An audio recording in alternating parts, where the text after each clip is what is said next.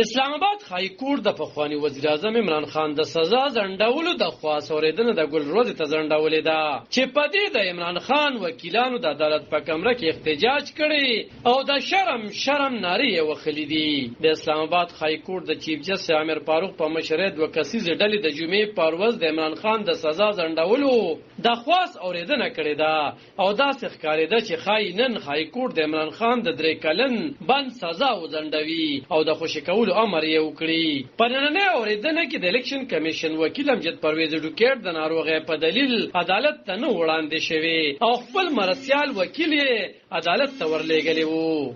د اوریدنې په مهال چیف جسټس عمر فاروق ویل چې د سزا د ځنډولو خواست په مهم پړاو کې دی او کچري وکیل امجد پرویز محکمې ته حاضر شي نو د 15 یا 20 منټونو کې به دلیلونه سر ته رسیدلی وو. د الیکشن کمیشن مرسیال وکیل عدالت ته ویلي چې امجد پرویز ناروغه دی او ډاکټر ورته د آرام کولو وړاندیز کړی دی ځکه نو عدالت باید د سزا ځنډولو د خواست اوریدنه د اگست تر 28 پورې وځنډوي. د عمران خان وکیل لطیف کوسه د خواست اوریدنې د ځنډولو په غوښتنه نیوکه وکړه او ویې ویل چې یو تن د 13 ورځو په زندان کې پروت دی.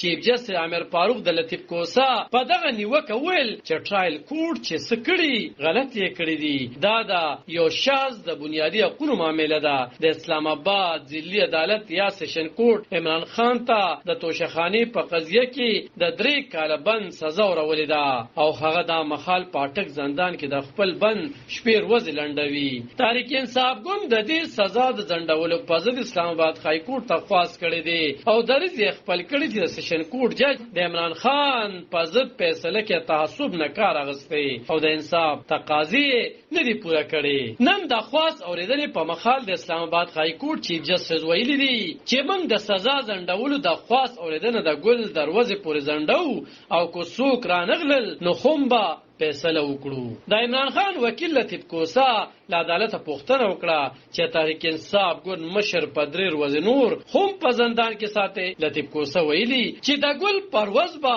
بیا دی عدالت ته نو ورځي او جج ته ویلي چې ستا څه خوښوي هغه وکړه. علب خان شیرپو دلبر نیوز 400 اسلام آباد.